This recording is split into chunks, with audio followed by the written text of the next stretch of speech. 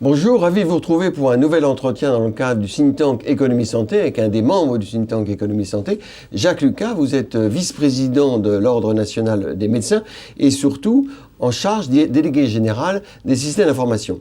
Alors, la coordination des soins qui est le thème de cette année, 2014 du think tank Économie Santé, c'est très important et les systèmes d'information, c'est fondamental. Alors, quelle est la difficulté qu'on rencontre pour que ces systèmes d'information fonctionnent, pour que les professionnels de santé travaillent ensemble? Quel est le point de vue de l'Ordre des médecins? Le point de vue de l'Ordre des médecins, c'est que la coordination des soins passe par les coopérations entre les professionnels de santé. Tous les professionnels de santé. Tous les professionnels de santé. J'irais même jusqu'à dire qu'il faut aller un peu au-delà, parce qu'il y a tout le secteur médico-social qui ne peut pas aujourd'hui, dans le cadre des pathologies au long cours, des pathologies chroniques et des personnes âgées, ce secteur médico-social ne peut pas être écarté dans la coordination des soins et des prises en charge. Il faut donc que l'ensemble des professionnels de santé qui travaillent entre eux aient accès à l'information. Alors aujourd'hui, c'est degré zéro. On ne peut pas dire que ce soit degré zéro, mais la réglementation... Presque. Du point de vue de la réglementation et du point de vue de la technologie, le dossier médical personnel est pour l'instant pas très diffusé. Alors comment avancer? Alors voyons d'abord la réglementation. Actuellement, quand vous rentrez dans un établissement de soins, vous vous confiez à l'équipe de soins, sauf opposition. Quand vous sortez de cet établissement, vous ne vous confiez pas à une équipe de soins, puisque pour chaque professionnel de santé, il faut recueillir le consentement express. Sauf les maisons de santé. Sauf en ce qui concerne la forme des CISA, oui. Pour ce qui concerne les maisons de santé, mais il pourrait y avoir d'autres formes de coopération que la forme juridique de la CISA. Donc il faut une adaptation juridique. Donc il faut une adaptation juridique et le Conseil national pense qu'il faut modifier la rédaction de l'article L1110-4 du Code de la santé et d'élargir cette notion d'équipe de soins, chaque professionnel qui intervient près du patient devant être habilité par le patient pour accéder à ces données. Et alors ça, c'est facile à modifier cet article ou est-ce que c'est compliqué?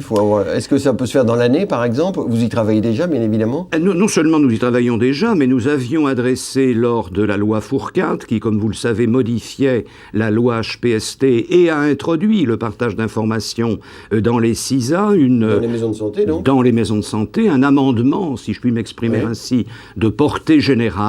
Alors peut-être avions-nous pris un peu de court les parlementaires, qui n'aient pas eu le temps d'étudier les tenants et les aboutissants de cet amendement. En tout cas, il est prêt. Et lors de la loi de santé publique qui nous est annoncée pour les mois qui viennent, eh bien, il conviendrait que le législateur se saisisse de ce sujet. Alors, la réglementation, c'est résolu, on va dire, parce que... C'est résolu, enfin, en tout cas, l'ordre a sa proposition. Qui doit être raisonnable, j'imagine. Elle est raisonnable. Alors, sur la et adaptée. Et adapté. Et sur la technologie, alors, comment faire avancer? Parce que quand même, c'est très très difficile. Eh bien, il convient qu'un dossier informatisé de coordination des soins, puisque c'est ainsi que nous l'appelons, serve effectivement à la coordination des soins. Et pour bien commencer, il vaut mieux déterminer quels vont être les soins à coordonner, non pas a priori, mais en s'attachant aux principaux enjeux, qui sont les pathologies chroniques, qui sont 15 millions de Français. Absolument. Qui sont les pathologies au long cours. Cela ne présume pas du niveau de leur prise en charge financière par l'assurance maladie, mais qui sont des pathologies au long cours, où d'ailleurs, le patient va passer du secteur hospitalier en ambulatoire ou en soins de suite, et il faut évidemment que l'ensemble des professionnels de ces différents secteurs de soins puissent avoir accès à l'information. Donc ce que vous dites, c'est que pour avancer, il ne faut pas prendre un dossier médical informatisé pour tous les Français, mais limiter ça, mais ça fait quand même 15 millions, aux patients qui ont une pathologie chronique. Écoutez, le principal échec, la principale cause de l'échec du DMP actuel, c'est que précisément, en dehors des aspects technologiques qui pouvaient être éventuellement un peu compliqués, mais ça c'est soluble, c'est qu'on n'en voyait pas les cas concrets d'usage. Alors la coordination des soins dans les pathologies au long cours, 15 millions de Français comme vous le dites, mais une autre situation de la vie, qui n'est pas une pathologie d'ailleurs, qui est la grossesse. Oui. Car dans la grossesse, il y a nécessité de coordonner les soins entre le médecin généraliste qui, bien évidemment, dans ce dispositif de coordination des soins, doit garder toute sa place. Et je dirais une place prééminente. Mais ce médecin généraliste ne peut pas être responsable de tout. Alors, vous suivez ça de très très près, parce que c'est votre passion un petit peu. Vous êtes vraiment une sorte de référence sur, Vous sur le système. Vous savez, à l'ordre, il faut avoir un peu d'idées claires et puis surtout de la suite dans les idées. La passion ne génère pas la vertu. Ça peut aider.